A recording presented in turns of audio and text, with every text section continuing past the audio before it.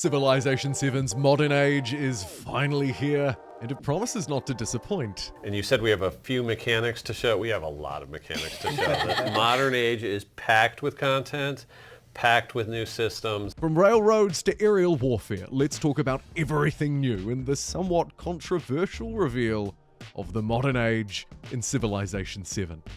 We begin with the big news. Firstly, how many leaders the game will have in full. Like I said, at launch, 31 civs, and our leader count will be 26 at launch, including 5 personas. That last part, of course, is fairly important because you'll have the same leader, but 2 different playable personas, like the earlier announced Xerxes that you're looking at here. Honestly, a very different approach, right? 2 very different leaders in terms of how they play, but of course, historically, it's ultimately the same person in slightly different clothes. However, the real findings came a little bit later on. And speaking of the modern age, the focus of this video, how long is it? What does it include?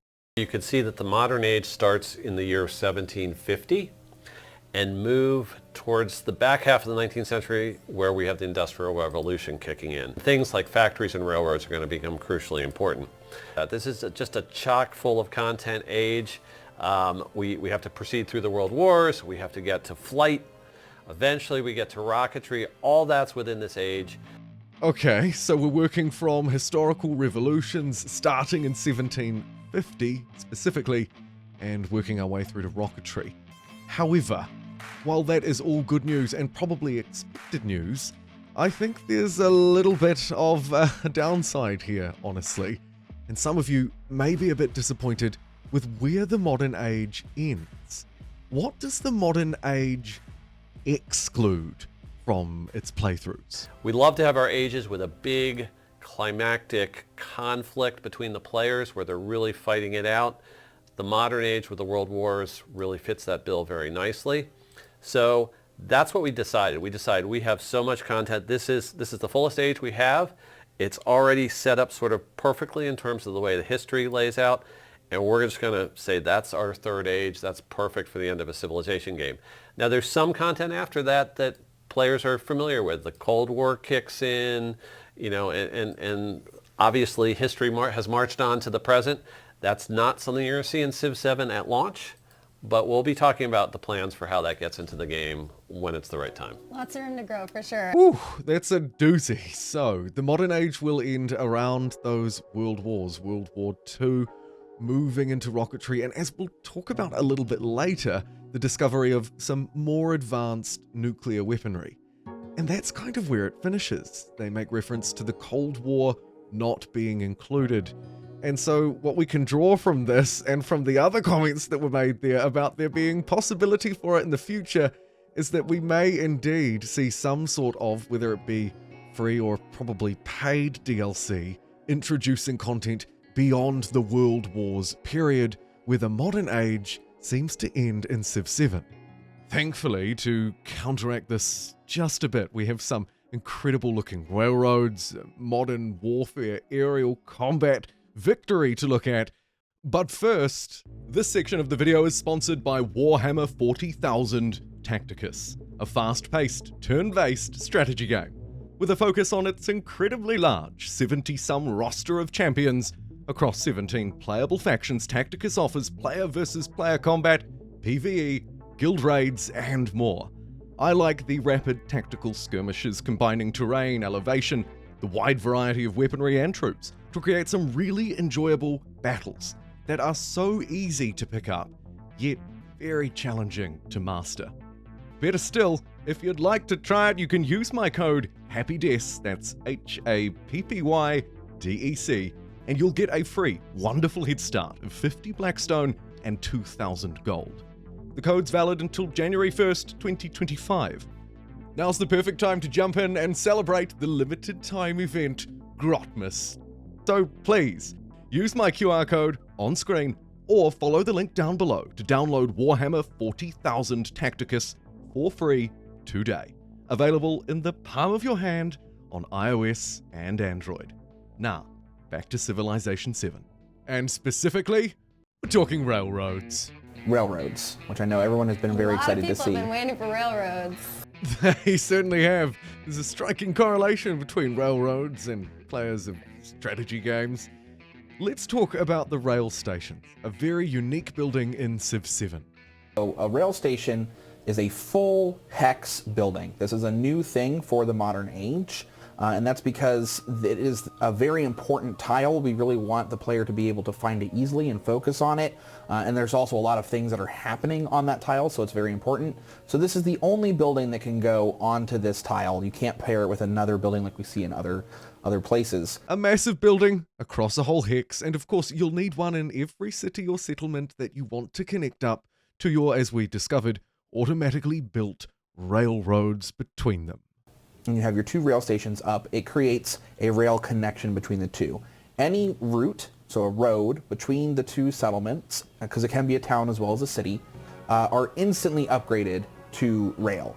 And that's essentially how rail is built. Get through to the modern age, industrialize, unlock the technology, and you'll see these wonderful looking connections. This one a little unnecessary, I like it a lot. Moving it to one side though, let's focus back in on the modern age, where we saw these railways not just as aesthetically pleasing pieces of kit on the map, oh no, also very effective at moving troops, or indeed armies of troops, up to 20 tiles by default in a turn. Or maybe you're using them as part of your goods trade network, which also sees a little bit of an upgrade in this age. Treasure resources from the exploration age are gone, and instead a new type of subcategory of resource, factory resources, have been implemented, and these will help to tick up towards the Railroad Tycoon victory condition.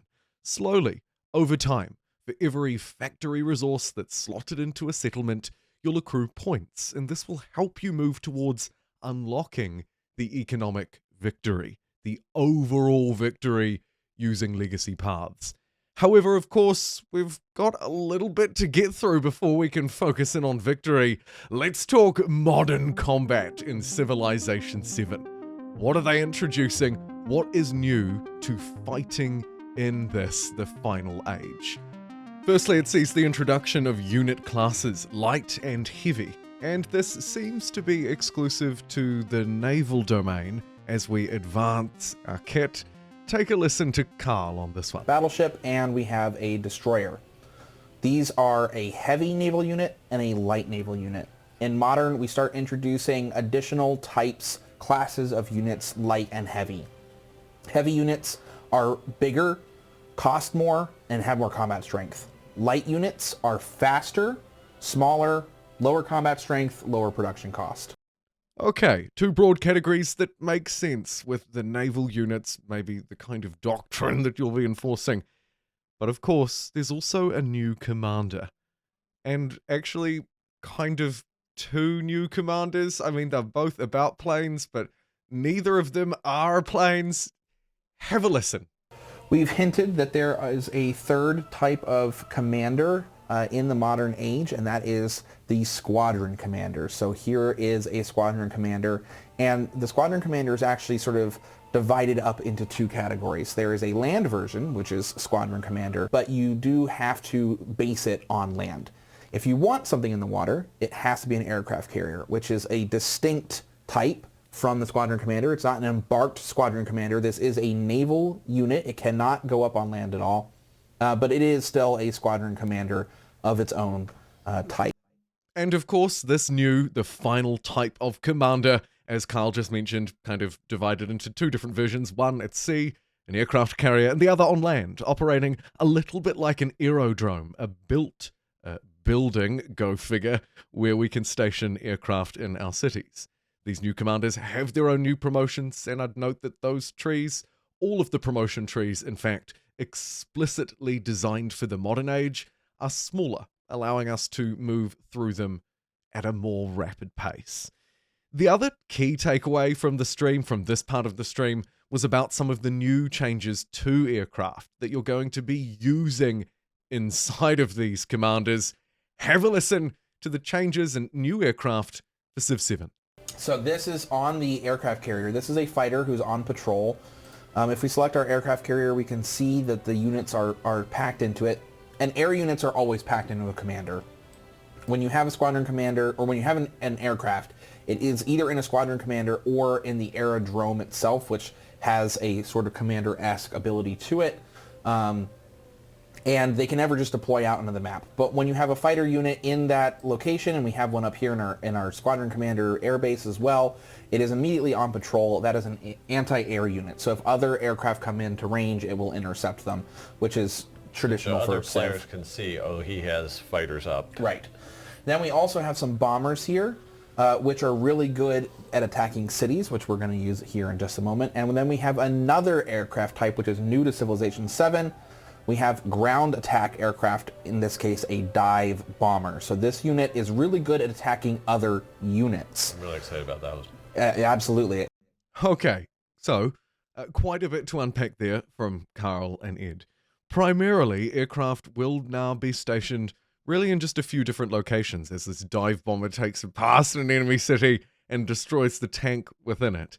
It should be easier, therefore, to manage, because it's not like a title where you might be selecting a plane, clicking out into the middle of nowhere, stationing it on some mission to just observe, losing track of it.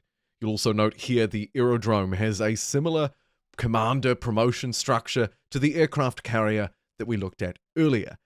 There's a whole load more to unpack here. The key for me will be to make sure that it's streamlined, easy to use the aircraft automatically where we need to, but that they don't take away the fun from it, and that we can capture some sort of real, like, living strength, like I hope the naval gameplay will provide. Speaking of provide, thank you for subscribing. My very rough back of the napkin math says we're actually not quite going to make 100k by Civ 7 day, now less than 2 months away. In fact, we need about 40-ish, 40-something subscribers extra every day if we want to get there. So if you wouldn't mind subscribing, coercing your friend into subscribing, and stick around, I will likely have a follow-up video talking more about combat as they release the developer diary on it.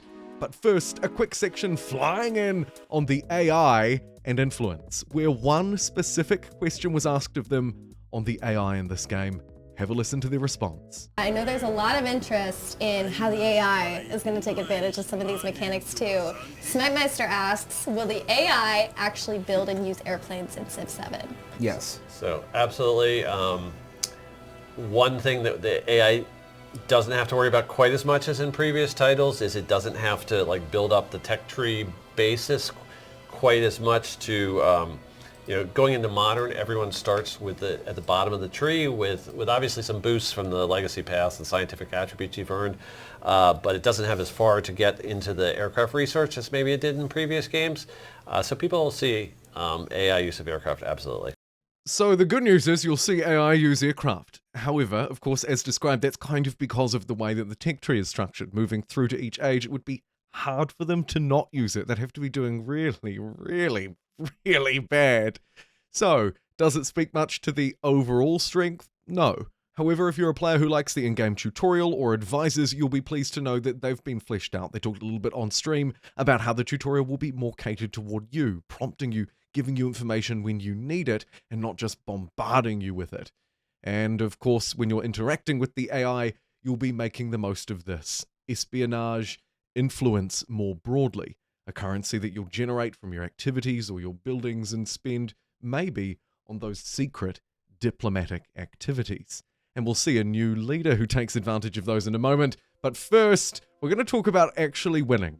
Finally, how does a game of Civ 7 end?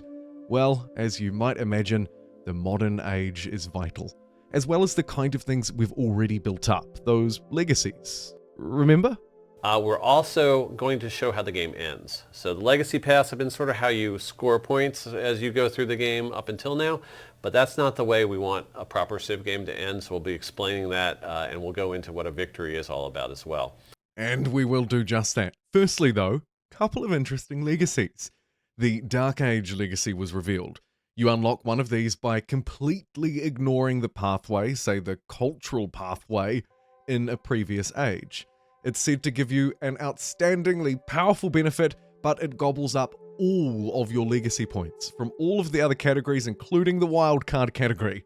I don't know if this one is necessarily all that great. We'll talk about explorers in a moment when we talk about the cultural victory, but if you wanted to give up everything, you could to embrace the powerful Dark Age benefit. Also, Golden Ages feature here. You can see the Enlightenment as well as Treasure Fleet Golden Age options are available to the player if they can afford them, and if they've unlocked them in the previous age from completing their objectives. You can have one of these total, but not just one. It's not like the Dark Age where it's the only thing you can have, but you can only choose one Golden Age Legacy Path reward. That's a lot of words. Let's talk about the legacy paths themselves though, because this is what will shape victory, as well as how you unlock the victory condition. Firstly, here you can see what's called the ideology pathway.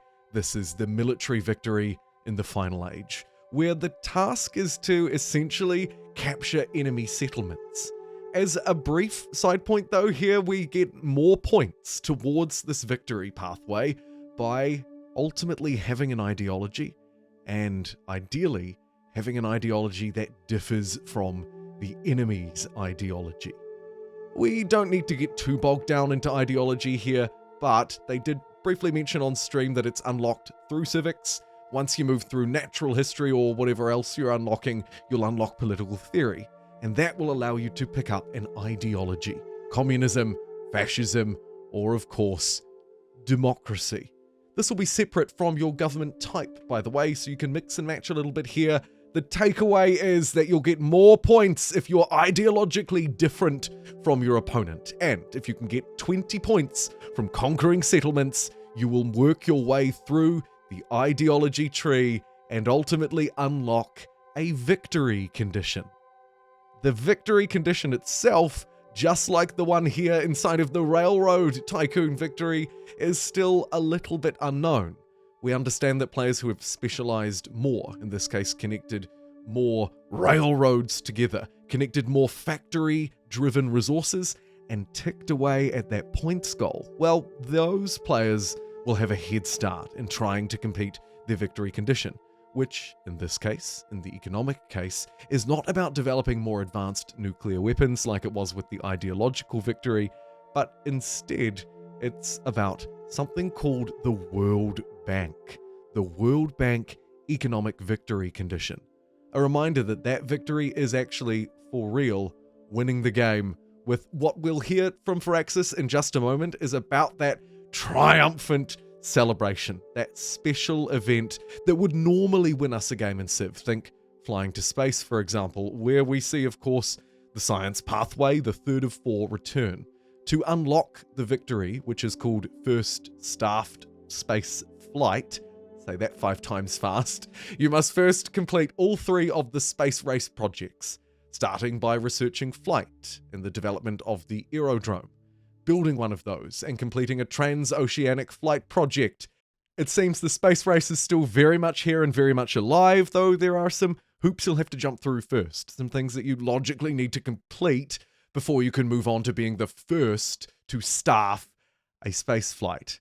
And all of this will hopefully come together for you as we discuss the final one, for this was the one that Firaxis went into some detail into, how it works and how you might win.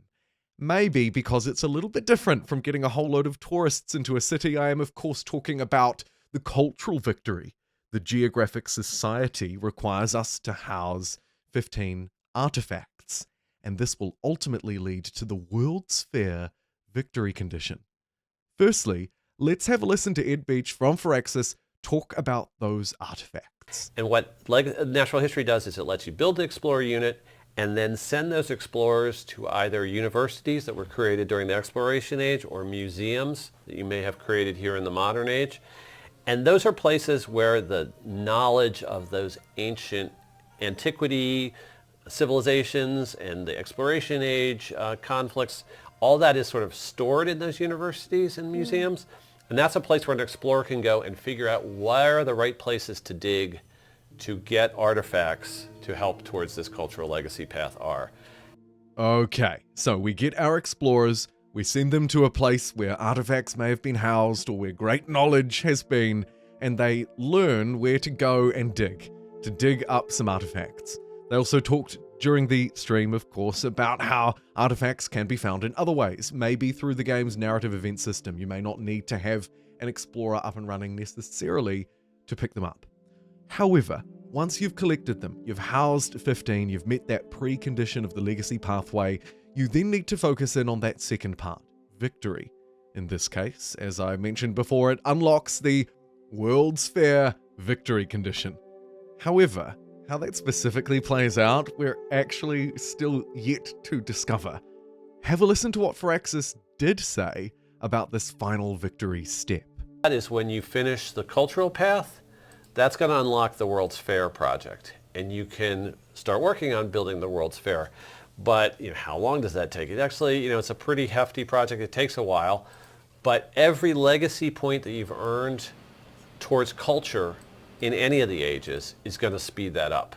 So if you've been a culture player all along, you're just going to be able to push over that final finish line a little bit faster than the players like just made a last minute switch into culture. Right. And all the legacy paths are set up that way. We looked at the ideology one, and that one you're building Operation Ivy, which is going to get you nuclear capabilities. And we're not going to show nukes right here, but there is the presence of nuclear technology in our game here. And Operation Ivy is sort of the way to show that you are, that's historically where they evolved from the atomic weaponry of the Manhattan Project up to thermonuclear. And so that's sort of saying that you're the dominant military power and you've won that victory. Speaking of the dominant military power, the modern age also received one civilization reveal today, America, the United States of, as well as 2 leaders, both American. So, with those victory insights secured, hopefully fastened, let's jump through and take a look at the mighty US of A in Civilization 7, where a surprise leader, the surprise leader of the live stream, was added to this production gold-based powerhouse of a Civ. Harriet Tubman, another American leader, joining of course Benjamin Franklin. This one a diplomatic and militarist leader by nature, and boy oh boy, do they love vegetated tiles, or do they love vegetated tiles? A handy unit buff across the game, plus an extra 50% influence towards initiating espionage and gaining a little bit of war support when a war is declared against you. Tubman is probably the first, naturally because the modern age has only just really been revealed, to delve into that espionage factor. The unique Prospector unit is also pretty sweet, claiming land-based resources outside of your regular settlement radius, which returns from previous Civ games, by the way. They talked about this on stream. It'll be a 3-tile radius. However, if you're playing as Tubman or as Benjamin Franklin's America, historically based, of course, to those 2 leaders, then you can use your Prospector to reach outside of normal boundaries, out to 4 or 5 tiles away, and connect a resource to your city. Handy not just for that little bit of extra reach, but also, of course, for stealing tiles, Civ 5 Citadel style. I love to see it.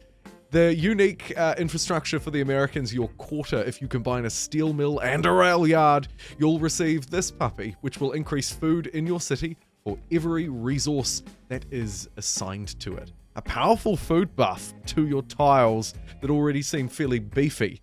Speaking of beefy, Benjamin Franklin joins the fray as the second, of course, American leader. The one that will likely prove far less controversial and also far less of a surprise. This diplomatic scientific leader gives +1 science per age on production buildings in all of your cities, and a 50% production boost towards constructing said production buildings.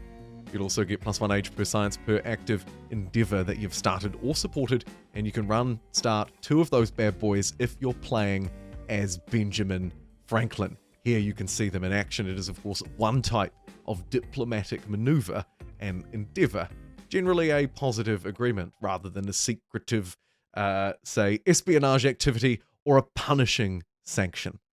All of this comes together to shape an America that we now all of a sudden have the full picture of.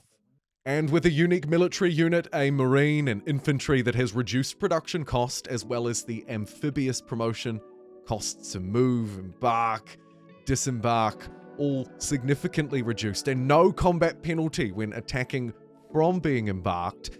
This is the modern age civilization that has been fully revealed. 2 leaders, production powerhouse. I like what I've seen. What do you think about what you've seen? My goodness, there's a lot to discuss from this video.